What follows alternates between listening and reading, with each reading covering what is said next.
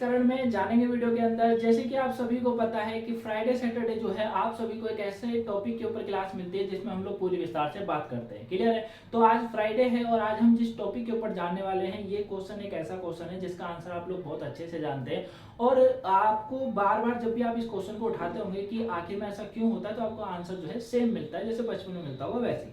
Question हमारा ये है कि सरकार की कमाई का मुख्य कारण क्या है, कि सरकार कैसे कमाई करती है, सरकार के पास जो 1 रुपया जाता है उस 1 रुपए के कितने पार्ट होते हैं, यानी कि सरकार उस 1 रुपए से उसके अंदर किस तरीके का टैक्स जुड़ा हुआ होता है, कौन कौन सा टैक्स होता है और कैसे 1 रुपया सरकार के पास फिर पहुंच जाता है। ठीक है, तो ये सारे क्वेश्चन के आंसर जो है वो हम जानने वाले हैं। साथ में ये भी जानेंगे कि सरकार जो कर्ज लेती है वो किस बिहाफ पर लेती है, किस बिहाफ पे सरकार को कर्ज मिलता है, कि सरकार जो है उस कर्ज को बाद में चुकाएगी या नहीं चुकाएगी।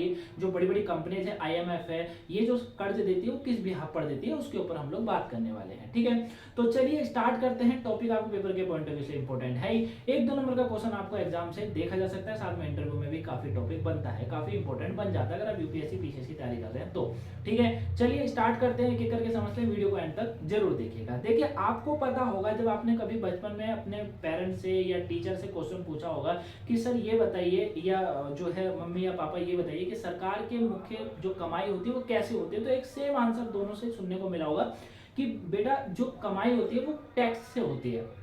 लेकिन बात ये आती है कि टैक्स से कमाई क्या सरकार की हो जाती है ना? क्या टैक्स से कमाई हो जाती है? हालांकि आज हमारे देश की व्यवस्था अच्छी है, लेकिन पहले जब टैक्स नहीं आता था तब सरकार कैसे कमाई करती थी? देश तो तब भी चल रहा था, तब कैसे कमाई होती थी, है ना? तो ये चीजें होती है। हाँ, ये बात बिल्कुल सही है कि सरकार की कमाई का जो मुख्य कारण होता है, मुख्य लक्ष्य जो होता है या मुख्य बात जो है वो ये है कि सरकार टैक्स वसूल कर जो है कमाई करती है। ठीक है ना? अगर आप कुछ भी होगा तो सरकार उस पर एक टैक्स कर देगी और उसको टैक्स करके अपने पर रख लेती है। ठीक है, लेकिन टैक्स कौन सा होता है, कौन सा टैक्स होता है? वो रेवेन्यू टैक्स होता है, जीएसटी टैक्स होता है, कौन सा टैक्स होता है इसको जानेंगे। ठीक है, तो आपको 2 टैक्स के बारे में हमेशा याद रखना है कि 2 तरह के टैक्स होते हैं जिससे सरकार का मुख्य कारण है, यानी कि आप ये कह सकते हैं कि 50-60% की जो कमाई होती है सरकार की वो इसी टैक्स को वसूल करने के बाद होती है। ठीक है, इस टैक्स की हम लोग बात करेंगे तो ये 2 तरीके का टैक्स होता है, एक होता है डायरेक्ट टैक्स और एक होता है इनडायरेक्ट टैक्स। अब डायरेक्ट टैक्स को हिंदी में कहा जाता है प्रत्यक्ष कर और इनडायरेक्ट टैक्स को जो है हिंदी में कहा जाता है अप्रत्यक्ष कर, जैसे कि अपने नाम को ही डिफाइन कर रहे हैं।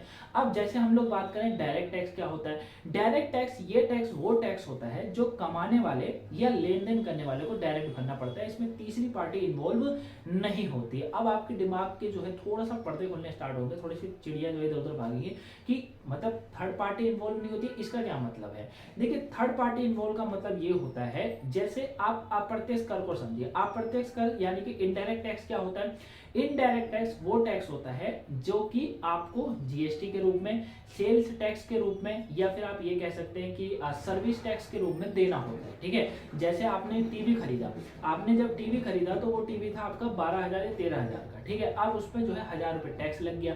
अब वो 1,000 रुपए टैक्स आप ये तो नहीं बोलोगे ना मैं सरकार को सीधे भर कर आऊंगा, नहीं। आप क्या करोगे, 12,000 के टीवी के साथ वो 1,000 रुपए का टैक्स देके उसको पूरी पेमेंट कितनी करोगे, 13,000 की करोगे, यानी कि इसमें थर्ड पार्टी इन्वॉल्व है, वो आपका टैक्स जो है आगे सरकार तक पहुंचा देगी। ठीक है, लेकिन जो प्रत्यक्ष कर होता है उसमें ऐसा नहीं होता है, वो डायरेक्ट आपको भरना पड़ता है, उसमें सरकार सीधे आपसे लेने आती है। जैसे इनकम टैक्स, इनकम टैक्स की रेट अगर बढ़ती है तो आपने देखा होगा जो सरकार आप पे पेनल्टी लगाएगी वो आपको भरना पड़ेगा, थर्ड पार्टी को तो दोगे नहीं कि भैया तू भर दियो, है ना? ऐसा नहीं हो सकता। कॉर्पोरेट टैक्स डायरेक्ट आपको भरना पड़ता है, कंपनियों के द्वारा लगाया जाने वाला टैक्स। आपको सैलरी मिलती है 12,000, उस 12,000 में आपको सीधे बोल दिया जाता है कट कुटा के आपको 11,000 मिलेंगे, यानी कि वहां पर आपका टैक्स जोड़ दिया जो कि कंपनी द्वारा गवर्नमेंट को भरा जाएगा। ठीक है, तो ये आप दोनों टैक्स समझ गए होंगे। दोबारा सुन लीजिए, ये जो टैक्स होता है प्रत्यक्ष कर वह कर होता है जो कि कमाने वाले को या फिर लेन देन करने वाले को डायरेक्ट भरना होता है, थर्ड पार्टी इन्वॉल्व नहीं होती है। दूसरा आता है इनडायरेक्ट टैक्स। इनडायरेक्ट टैक्स वह टैक्स होता है जो कि क्या होता है, इसमें जो है आपसे लिया जाता है, थर्ड पार्टी इसमें इन्वॉल्व होती है। आप ये कह सकते हैं जैसे आप खरीदते हैं, कुछ भी सामान खरीदते हैं तो उस पर आपको जीएसटी देना पड़ता है, सेल्स टैक्स देना पड़ता है, सर्विस टैक्स देना पड़ता है, डिलीवरी टैक्स आपने देखा होगा, डिलीवरी टैक्स लगेगा आपका जब आपने ऑनलाइन कुछ प्लेटफॉर्म से ऑनलाइन प्लेटफॉर्म से कुछ मंगाते होंगे तो आपको 20 रुपये 40 रुपये उसमें एक्स्ट्रा टैक्स देना पड़ता है, जिसको कहा जाता है डिलीवरी चार्ज, है ना? हालांकि ये तो कंपनी रख लेती है, लेकिन उसमें जो जीएसटी जुड़ती है वो तो कंपनी नहीं रखती, वो सरकार के पास। तो वो चीजें जो होती है वो भी यहाँ पर इन्वॉल्व होता है। क्लियर हो गया बच्चा? तो इसको आप अच्छे से समझ गए होंगे। अब जल्दी से फटाफट मैं आपको एक तस्वीर दिखा रहा हूँ, इस फोटो को थोड़ा सा देखिए। इसमें आप 1 रुपए का जो कॉइन देख रहे हैं, आप देख सकते हैं कि सरकार के पास इस 1 रुपए का जो कॉइन है ये कैसे पहुंचता है, इसमें कौन कौन सा टैक्स जुड़ा हुआ होता है और किस तरीके से 1 रुपए के कॉइन से सरकार कमाई करती है। इसमें सबसे पहले आप ये देख सकते हैं, सबसे ज्यादा जो है इसमें कॉर्पोरेट टैक्स आपको देखने को मिलेगा। कॉर्पोरेट टैक्स किसको बोलते हैं? कॉर्पोरेट टैक्स वो टैक्स होता है जिसे हम लोग प्रत्यक्ष कर के तहत रखते हैं, डायरेक्ट टैक्स कहा जाता है, यानी कि थर्ड पार्टी इन्वॉल्व नहीं है, आपसे इस टैक्स को लिया जाता है। ये 18% 18 पैसे के बराबर होता है। उसके बाद आता है इनकम टैक्स। इनकम टैक्स भी वही टैक्स होता है जो प्रत्यक्ष कर में आता है, यानी कि डायरेक्ट टैक्स के अंदर आता है, और इसमें 17 पैसा जाता है। 1 रुपए में अगर हिस्सेदारी करेंगे तो 17 पैसे की हिस्सेदारी आती है। क्लियर है? उसके बाद आते हैं जीएसटी टैक्स। आप देख सकते हैं जीएसटी टैक्स है 18 पैसा। 18 पैसा मतलब ये आ गया आपका अप्रत्यक्ष कर के तहत, यानी कि इनडायरेक्ट टैक्स के तहत 18 पैसा जो है 1 रुपए में हिस्सेदारी जीएसटी की रहती है। एक्सरसाइज की बात करेंगे 0.7 पैसा होता है। कस्टम ड्यूटी 4 पैसे के बराबर होती है। Non tax revenue most important है, आगे समझाने वाला हूं कि नॉन टैक्स रेवेन्यू आखिर में क्या होता है। ठीक है, ये जो होता है बहुत बार इससे पूछा जाता है एग्जाम में, 10 पैसे के बराबर होता है। ठीक है, नॉन डेटा कैपिटल ये भी बहुत इंपॉर्टेंट है। नॉन डेटा कैपिटल 6 पैसे के बराबर होता है 1 रुपए में हिस्सेदारी। ठीक है, और सरकारी बॉन्ड हो गया या कर्ज हो गया, ये 20 पैसे के बराबर होती है।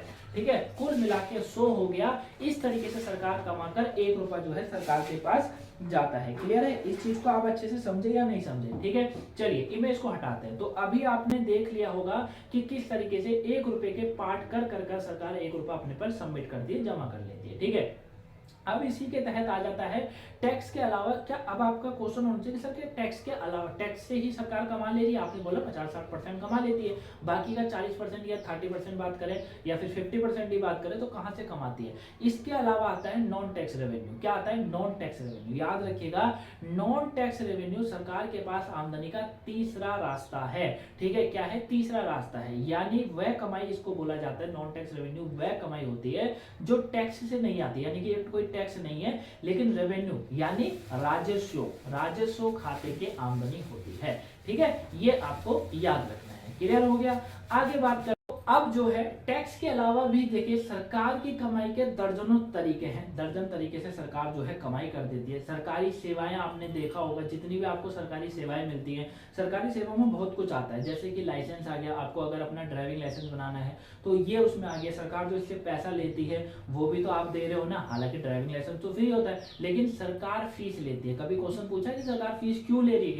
ये तो हम अपनी और सरकार की सेफ्टी के लिए तो कर रहे हैं, फिर भी सरकार क्यों लेती है? पैन कार्ड, आप पैन कार्ड अप्लाई करते हैं उसमें आपको सरकारी फीस देनी पड़ती है। ठीक है, आप जो है लाइसेंस बता दिया मैंने, पासपोर्ट अप्लाई करते हैं उसमें आपको फीस देनी पड़ती है। तो लाइट जो सरकार की सेवाएं हैं, ठीक है, या आप बात कर लीजिए फीस, बिजली हो गई, पानी हो गई, टेलीफोन का बिल हो गया, ये सब किसके पास जाता है? सरकार के पास जाता है। ऐसे सरकार के पास दर्जनों काम है, दर्जनों तरीके हैं जिससे सरकार जो है पैसा कमाती है और रेवेन्यू इकट्ठा कर लेती है। ठीक है, सरकारी कंपनियां, याद रखिएगा, सरकारी कंपनियों के जो मुनाफे का हिस्सा होता है और उसके बाद जो रिजर्व बैंक सरकार को जो भी रकम वसूल करती है उससे भी सरकार को जो है कमाई मिलती है, सरकार को फायदा होता है, सरकार को उससे भी पैसा इकट्ठा होता है। यानी कि करीबन 10% सरकार इस सरकारी कंपनियों से, और बाकी जो आरबीआई को जो पैसा दिया जाता है यानी कि रिजर्व बैंक सरकार को जो पैसा मुहैया कराती है उससे भी सरकारी कमाई का एक वसूली मतलब सरकारी कमाई का एक साधन माना जाता है। ठीक है, इसके बाद आता है नॉन कैपिटल रेवेन्यू। बहुत इंपॉर्टेंट होता है नॉन कैपिटल रेवेन्यू जो है। इको में अगर बात करेंगे तो मोस्ट इंपोर्टेंट टॉपिक है। ठीक है, नॉन कैपिटल रेवेन्यू, और यूपीएससी पीसीएस में बहुत बार पूछा जाता है। तो नॉन डेटा कैपिटल इसको बोला जाता है। ठीक है, यानी कि ये जो होता है ये पूंजी खाता इसको कहते हैं हम लोग। क्या कहते हैं? पूंजी खाते में आने वाली वो रकम है जो कर्ज नहीं दे सकती है ना। हालांकि राज्य सरकार को ये जो है सरकार को दिया जाने वाला जो होता है कर्ज की वापसी इसको माना जाता है। मतलब सरकार जब किसी को कर्ज पैसा देती है, विदेशी किसी कंट्री को पैसा देती है तो उससे जो कर्ज मिलता है वो होता है। ठीक है, तो यहाँ तक आप इसको अच्छे से जान गए होंगे। अब हम लोग बात करते हैं बच्चा, अब बात करते हैं कि सरकार को जो कर्ज मिलता है, सरकार जो कर्ज लेती है उसको कैसे चुकाती है फिर। ठीक है, देखिए अगर बात करेंगे भारत देश की, आपको पता है हमारा देश जो है प्रगति की राह पर है, बहुत तेजी से प्रगति करता जा रहा है। हमारी अर्थव्यवस्था में भी काफी सुधार देखने को लगातार मिलता जा रहा है। तो जाहिर सी बात है, अगर हम कर्ज लेंगे तो हम उसे निपटाएंगे भी। और अगर कोई भी कंट्री है, जैसे अमेरिका एक अर्थव्यवस्था के मामले में अच्छी कंट्री है, चाइना एक अर्थव्यवस्था के मामले में अच्छी कंट्री है, ये जितना पैसा लेगी ये उतना पैसा देने की क्षमता रखती है। क्योंकि जब कोई देश ज्यादा कर्ज ले रहा होता है तो उसका मतलब होता है वो अपनी अर्थव्यवस्था को बढ़ा रहा है और आगे ले जा रहा है, ठीक है। लेकिन कुछ देश ऐसे भी हैं जो कर्ज तो ले रहे हैं लेकिन अर्थव्यवस्था को नहीं सुधार रहे, ठीक है। एग्जाम्पल पाकिस्तान, भैया कर्ज ले रहा है लेकिन अर्थव्यवस्था को नहीं सुधार रहा है, बल्कि और क्या कर रहा है, अपने देश को नीचे डुबाता जा रहा है। तो ये जो है सरकार पर डिपेंड करता है, जो कर्ज लेना होता है वो सरकार पर डिपेंड करता है। वो अपनी इकोनॉमी को देखकर और वहां पर स्थापित कंपनियों को देखकर कर्ज उठाती है, ठीक है। जैसे कि हमारा देश है, हमारे यहाँ पर बहुत बड़ी बड़ी कंपनियां हैं, ठीक है। हालांकि बात करें तो एप्पल की जो मैन्युफैक्चरिंग है वो इंडिया में होने वाली है ना। हालांकि उसको टाटा करेंगे लेकिन मैन्युफैक्चरिंग इंडिया में होने वाली है। और बहुत ऐसी कंपनियां हैं जो भारत में आकर जो है व्यापार करना चाहती हैं आज भी, ठीक है ना। लेकिन होता क्या है कि ये तभी संभव हो पाता है, ये चीजें तब अच्छी लगती है जब देश की अर्थव्यवस्था अच्छी हो, देश का जीडीपी अच्छा हो, है ना। अब ऐसा ना हो आपका जीडीपी बर्बाद है और आप काम कर रहे हैं, ठीक है। जैसे आपने श्रीलंका का भी हाल देखा होगा। श्रीलंका में क्या हुआ भैया, श्रीलंका निर्भरता था किस पर, अपना टूरिज्म पर, टूरिज्म हो गया समाप्त, बाकी वो अपना व्यापार करता नहीं था, विदेशों से उसको कोई लेन देन था नहीं। अब जब लास्ट में धक्का लगा तो बहुत बड़ा लग गया और देश की अर्थव्यवस्था पूरी खराब हो गई। इसी तरीके से पाकिस्तान का भी हाल है, ये भी किसी ना किसी दिन खराब हो जाएगा, ठीक है। तो याद रखिएगा, जब कर्ज लिया जाता है तो उसकी क्षमता सरकार के पास हमेशा होती है और कर्ज इसी बिहाफ पे दिया जाता है कि वो देश कर्ज दे पाएगा या नहीं दे पाएगा। हालांकि बहुत सारी कंपनियां हैं जो दे देती हैं, बड़ी बड़ी कंपनियां, बड़े बड़े प्लेटफॉर्म है वो दे देते हैं, ठीक है। तो आई होप आप इस एक छोटे से टॉपिक को अच्छे से जाने होंगे। हालांकि कोई इतना बड़ा टॉपिक नहीं था लेकिन मुझे लगा कि पेपर के पॉइंट ऑफ व्यू से काफी इंपॉर्टेंट है, इंटरेस्टिंग टॉपिक था, आपको मजा आया होगा सुनने में भी, ठीक है। वीडियो पसंद आई हो तो वीडियो को लाइक सब्सक्राइब शेयर जरूर करिएगा और चैनल पर नए हैं तो चैनल को सब्सक्राइब जरूर करिएगा। इसी तरह का कंटेंट जानने के लिए, इसी तरह की वीडियो को देखने के लिए चैनल को सब्सक्राइब जरूर करिएगा। मिलेंगे आपसे नेक्स्ट वीडियो में, तब तक के लिए धन्यवाद। अपना और अपनी फैमिली का ध्यान रखिए, देश को हमेशा आगे बढ़ाने की प्रयास करते रहिए। मिलेंगे नेक्स्ट वीडियो में, तब तक के लिए thank you for watching guys, have a nice day, thanks for watching.